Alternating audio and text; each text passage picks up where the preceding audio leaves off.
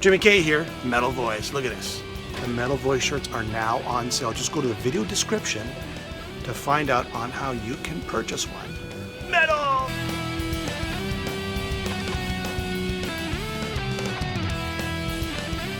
Welcome to the Metal Voice. Today on the show, oh yes, ex-W.A.S.P guitarist, Mr. Chris Holmes. What's going on, Chris?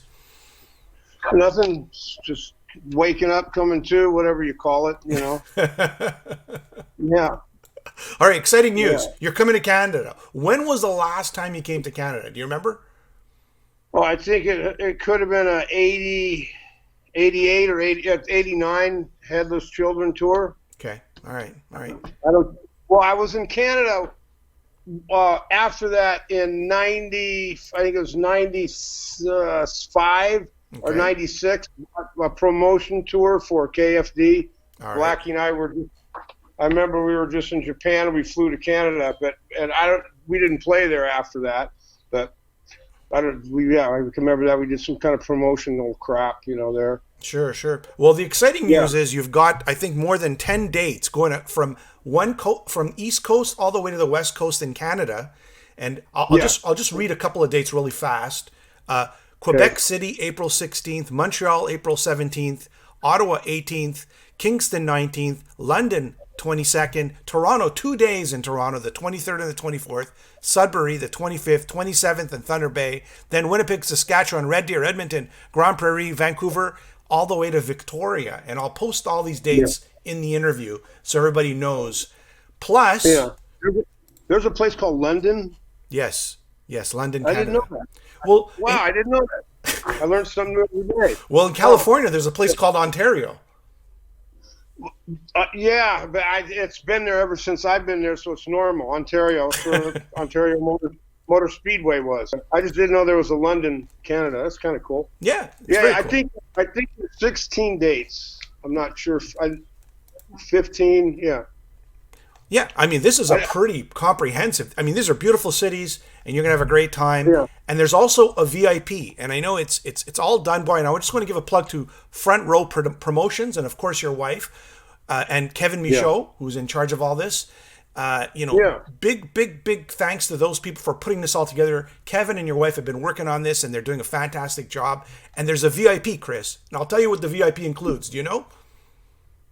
I know VIP stands for very important person. Yes, it does. Yeah, right. That's right. It includes. Listen to this: $80 Canadian for a ticket to the show, a tour T-shirt, signed poster, private photo with Chris, and you will sign up to 3 items. So that's like an amazing deal. And I don't want to just say that because it's a cool thing to say. It is a really good deal for $80. That's pretty cool. What is the set? Yeah. What's the set going to look like going across Canada? Get everybody like pumped up. What's it going to look like, the set? The set? The songs. What the song selection? What's it going to consist of? As far as I can remember, it starts off, I play On Your Knees. Then I play a song called Get With It. Then I play Let It Roar. Right here. Let It Roar. Then I play Love Machine. All right. Sleeping in the Fire, song off my new album called Devil Made Me Do It, another song off my new album called I Am What I Am. Then I play Blind in Texas. Hey. Then I play another one more off my new one called Had Enough. Yep. Okay, then I play a song that I wrote called Born, Work, Die. It's from my first solo album. And then I play Wild Child, Animal, 9-5 Nasty. And then I end with playing a few cover songs. I like Born to Be Wild, War Pigs, and I like playing a song called by Creedence Clearwater, Fortunate Son. Wow, yes. And then end in Rockin' in the Free World by Neil Young. Yeah, great song. Yeah. Nice Canadian song for you. Well, he's American now, but, nice Canadian song. He's from Canada anyway, Neil. Yeah, Yeah. Oh, that's a great set list. So in other words, a little bit off the solo album, a little bit off W.A.S.P, and a few cover tunes. That's what it's coming down to. Yeah, about 9 songs of W.A.S.P and 9 of mine, or 8, and then a few covers tunes. Yeah. All right, and I know that Kevin told me that the backing band is from Canada, and these guys are phenomenal. These guys are they're great. I mean, do you know anything about that? I've talked to them a bunch of times on the phone. I've watched videos what they do. It's the band guys that I have here just can't do the shows there. They have another band and they have obligations, so they can't go. So we just searched around and found the guys. Phoenix and Flames. Phoenix and Flames, yes, Yeah, yes. that's the guys, yeah. And they're from whatever, I don't know, Toronto or somewhere around there. Yeah, I've talked to them a bunch on the phone, and yeah, they'll do good. It'll go, as soon as we rehearse and it'll gel, it'll be great. That's super. That's amazing. All right. I played 2 weeks ago with two people I've never played with that were French, and my expectations were really low on the show. Okay. I mean, extremely low, and it came out really good. For some reason, it came out really good. I don't know why. I was my expectations were low, and came out a lot better than I expected. So those people out there who don't know, Nothing to Lose, that was your album in 2015, Shitting Bricks in 2016, and your EP in 2018 was Under the Influence, right? Yeah. Is there a new album of new material? Because it's funny, but it's been some time now, right? It's been almost yeah. It's I got all the songs written. It's just we got to record them. We've had a few problems recording with people. We started, and then one guy wants more money up front. It turns out, he won't send the songs with the drums and this and that, and it turns out to be a pain in the butt. So, and I want to use the drummer that I have now on the new songs. So he's going to come in and play them. I personally like doing it myself on a computer, but Sarah wants to use, actual recording, playing with people. So. I mean, I've done it both ways. It doesn't matter. Under the Influence sounds good. It sounds like a nice studio recording. I've heard the EP. It's good. It's really good. No, the sound quality is really good. I think she's right. I think she's right about that. Yeah, it's mostly guitar was all direct. I don't have the studio stuff like I did in LA or recording with the W.A.S.P thing, but that takes a lot of money. Of course. To do. But I do the best with what we got. Sure. What's the musical direction on the songs that you've written that you haven't released yet? It's hard to explain. I don't go towards some direction.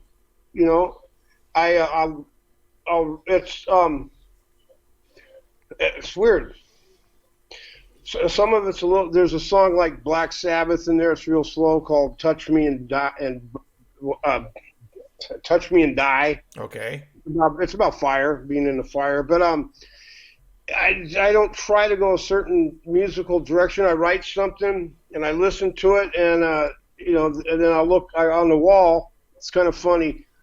I got a cork downstairs in the basement, cork on the wall, so I can put a bunch of paper up with pins, and I'll just sit there and I'll have an idea for How's for this? a song.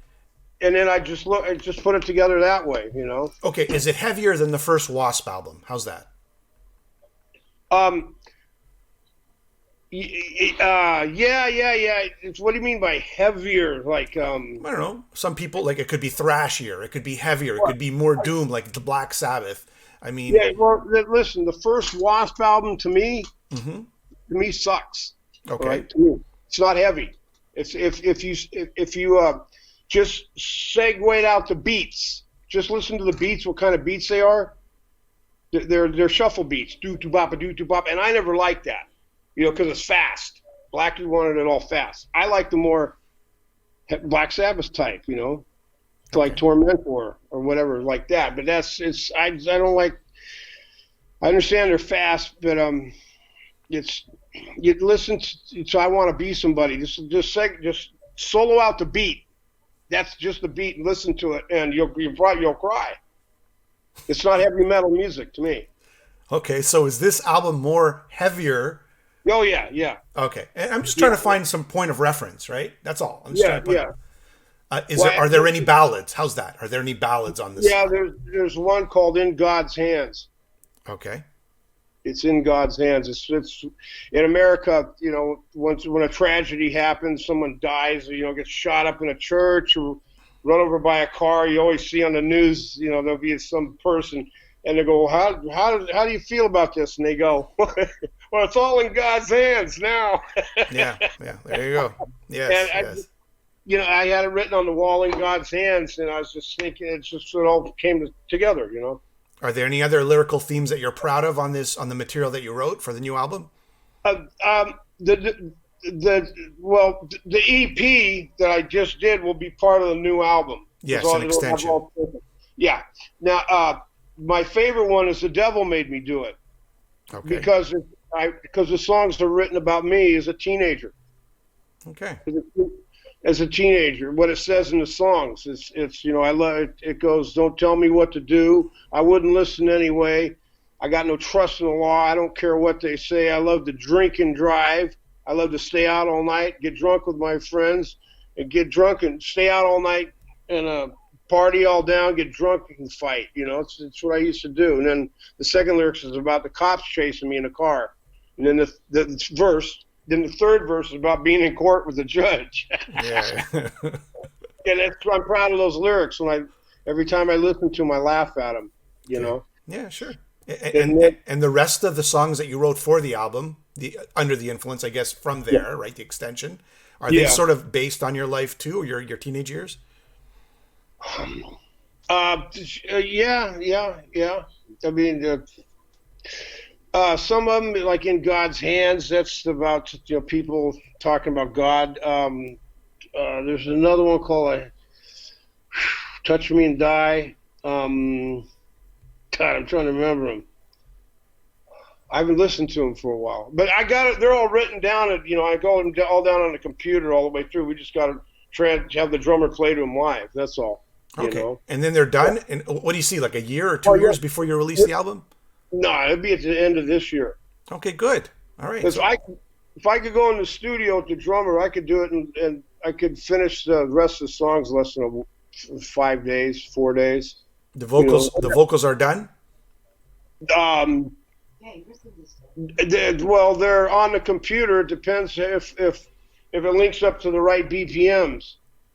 Okay. But they'll probably make me re-sing it again because my microphone isn't the best mic that I use downstairs. Mm-hmm. Okay. You can if you know what BPM stand for, right? Beats per minute. I don't know. Right. That's what links up everything on the computer for the time signatures. So you can go from computer to computer with the music. Mm-hmm.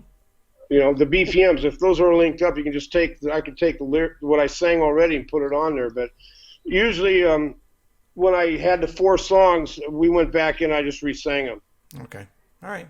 Yeah. What I sing on my records isn't something that's really, really, really extremely hard to do. I did these songs as my voice fitted to them. Okay. Well, I mean, the music sounds good to my voice. If I was to sing any W.A.S.P songs, people would crucify me. Well, it's a much higher register, right? That's why. Well, I do sing a few things in "On Your Knees," in the lyrics, and some chorus parts. In "Animal," I sing I'm an animal, in the song. And I sing the backups, "Blind in Texas" and stuff. But if I sing the lead stuff, people would crucify me. Well, it's high. It's a high voice. I mean, he sings pretty high at Blackie. Yeah. That's why. I'd like to see Blackie go out and play my guitar parts. Yeah. All right.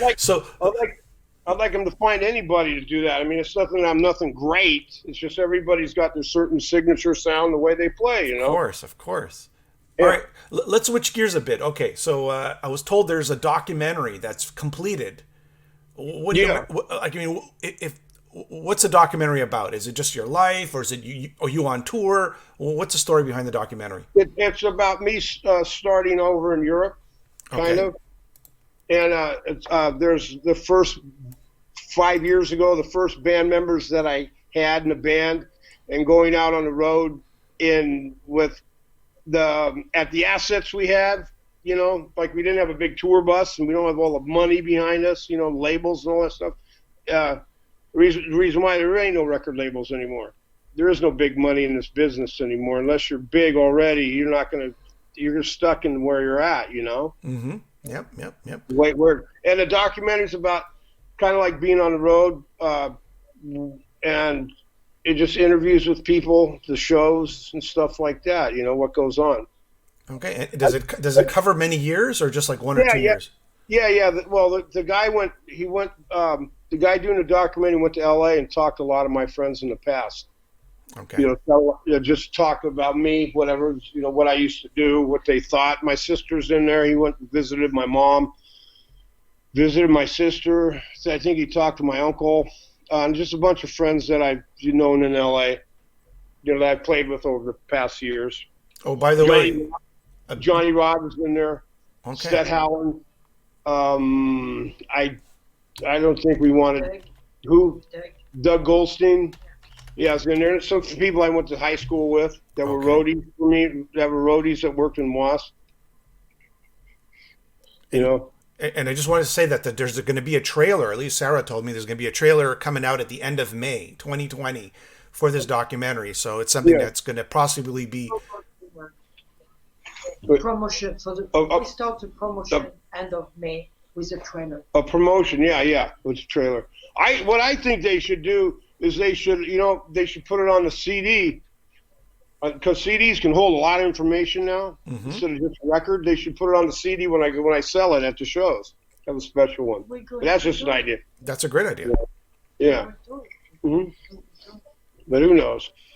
Anything else you want to tell me about the documentary, like filming wise? Was there any other guests, like musicians maybe? I don't know. He just ran into a bunch of people.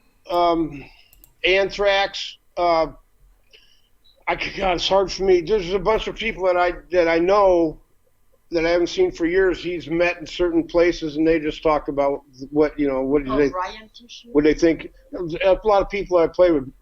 Brian Tishy's on there. Okay, yeah, sure. It's hard.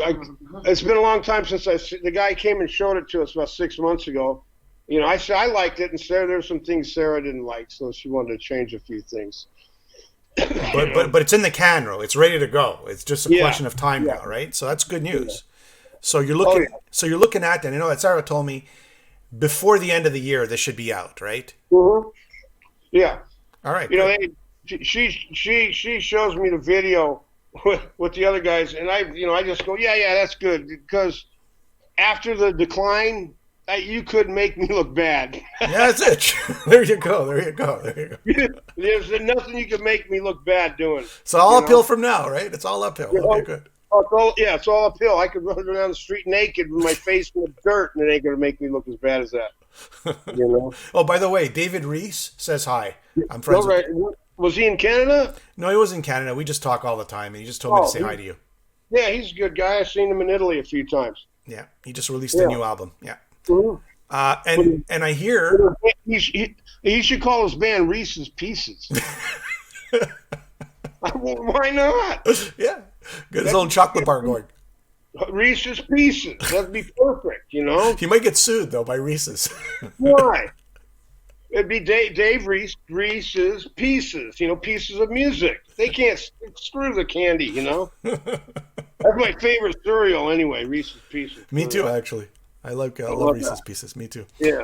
All right, and there's a book. Okay, I know. It's just at the starting phase. I was told there's like a possible autobiography or biography, we'll say.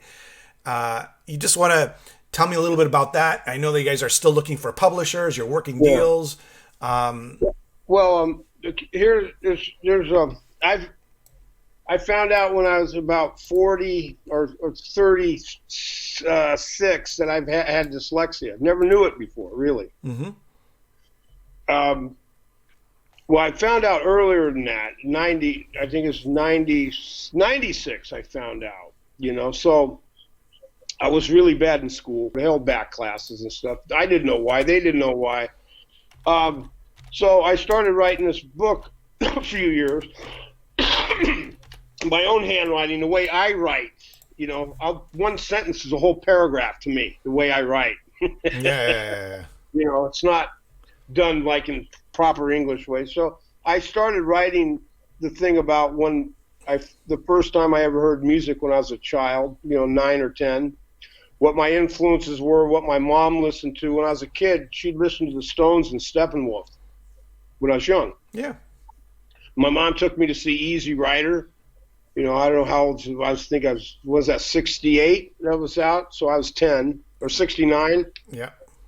Right when Steppenwolf came out. So the influences that I had with my mom growing up in that you know, were pretty heavy music. You know, Born to Be Wild and Magic Carpet Ride, the Stones, the Beatles.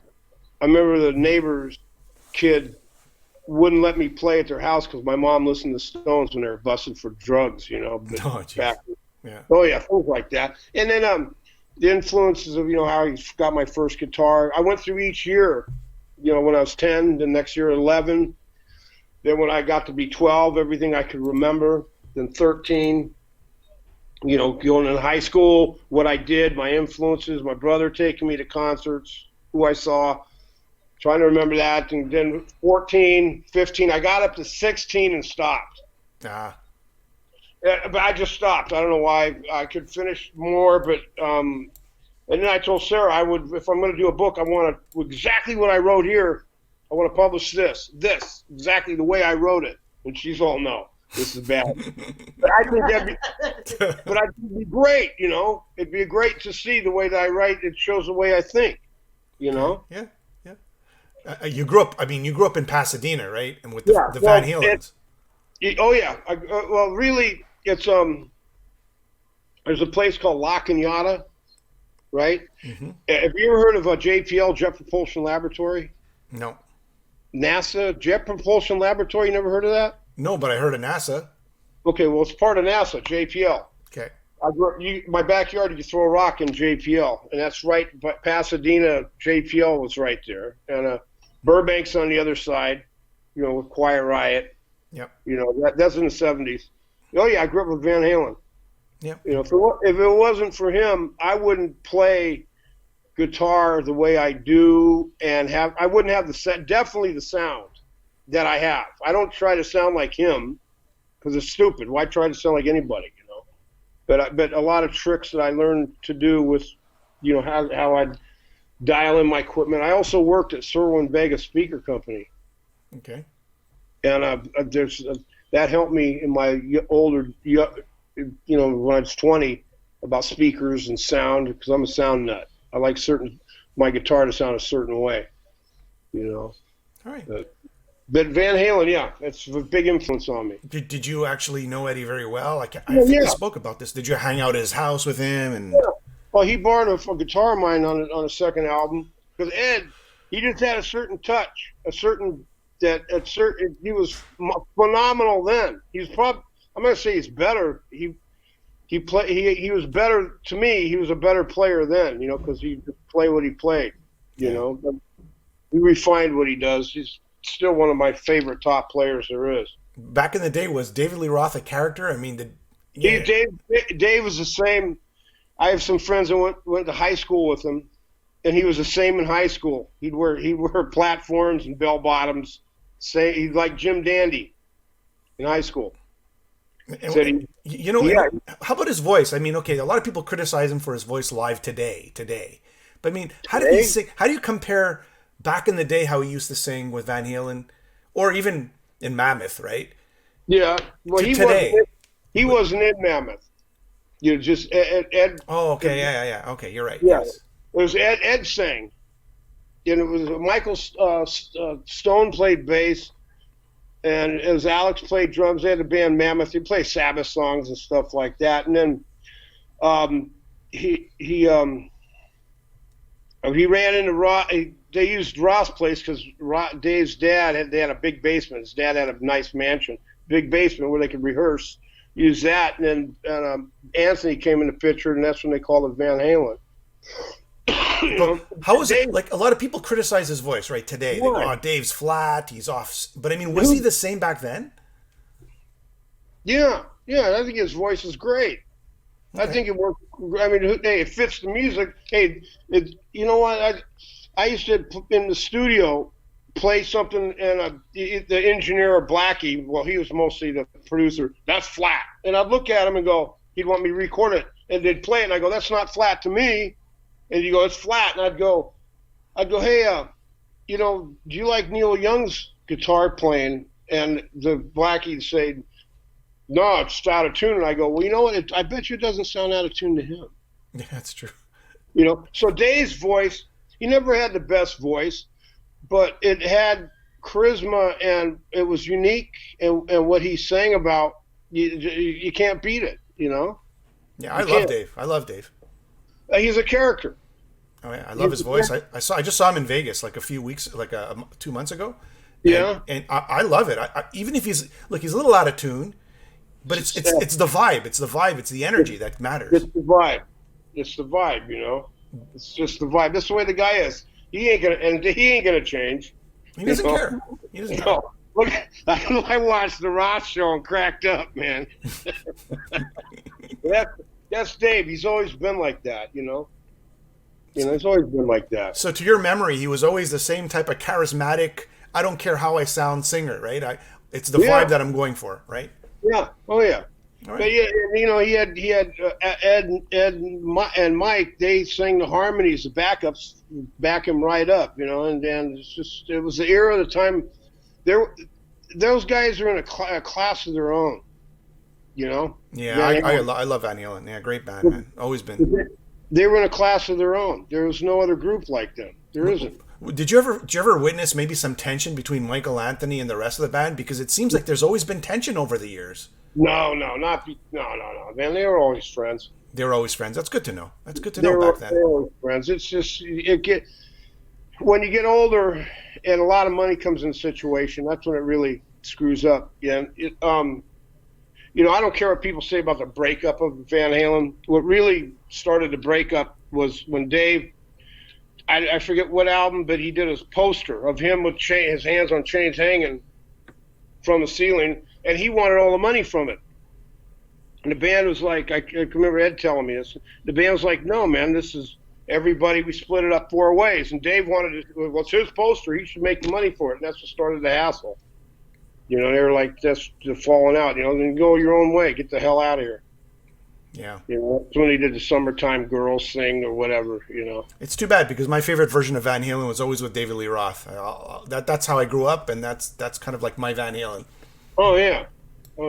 It's Dave's a hard character. You know, he's going to be Dave regardless. Yeah. You know, and Ed's going to be Ed. Ed's not going to put up with anybody's crap. You know, it's the way it is. And I hope he's better. Have you spoken to him recently about his? No. I haven't talked to him for a long time. I just hear that the cancer has come back. Yeah, it's unfortunate. Yeah, and that kind of stuff is really serious when it's in your lymph nodes or your tongue. It's in your lymph node stuff, you know. But maybe, you know, I hope the best for him. Me too. All right, so let's go to something more positive. Chris Holmes. Yeah. Crisscrossing through Canada. Well, I would say crisscross one end to the other. There's VIP packages, $80. Again, ticket to the show, T-shirt, signed poster, a private photo with Chris. It's all brought to you by Front Row Promotions. You could find it on Facebook, or you could go to Chris Holmes on Facebook for all the information. I'm looking forward to doing part 2 of the interview. It'll be a video interview in Montreal, Chris. Yeah, when I'm there. We'll talk some more, and I'm going to stop it right here. Because I think we've got a lot of good information. I appreciate you taking the time. Okay. And thanks for not asking me about the W.A.S.P reunion. Well, I mean, let's push it in other directions, you know? Let's push it in other directions.